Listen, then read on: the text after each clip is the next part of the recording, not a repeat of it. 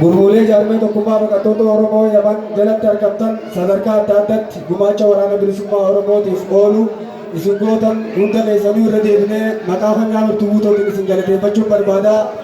Mee hamileen akkannaaf yaalta akka miseensitoo gurmuun gumaacha kanaaf.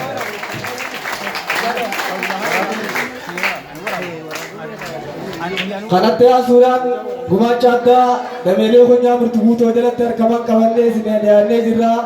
Dameen konyaa mirtuu guutuu jalatti argamtu gaa baranaas bara kana keessa marsaa lammaffaadhaaf gumaacha addaa qabattee dhiyaachuu isiiti.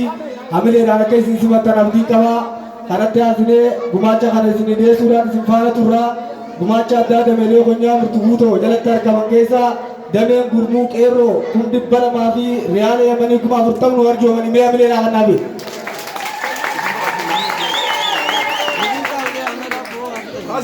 Hamileen ittiin xiqqaatu garuu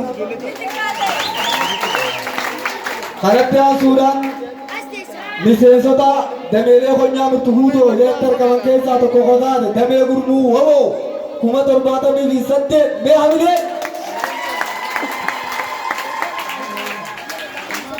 Akkasumas dameelee konyaa mirtuu guutuu jalatti argamtu keessaa damee gurmuu gadaa 200,200 nu arjoomte mee hamileedhaan kannaafi.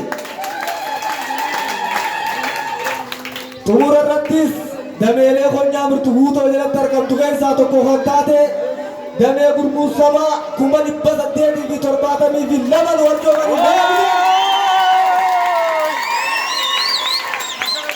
walumaa gala miseensonni konyaa mirtuu guutuu baadiyyaa fi magaalaa naannoo magaalaa sanatti kan argaman hundi isaaniitu dirqama qabsoo isaaniitti kan itti fudhachuudhaan miliyoona 1,302,500 riyaala Yamanii nu arjoomanii mee hamileen. Hamileen xixiqqaa walumaarratti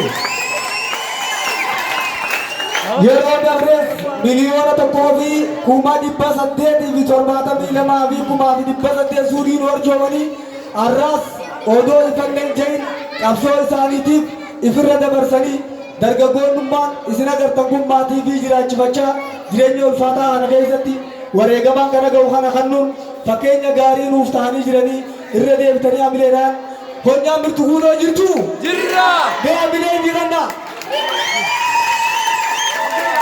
baga jiraattan ulfaadhaa galatoomaa asumaan isin irraa buuna gadaan gadaa xumura qabrummaatii injifannoon uummata Oromoof.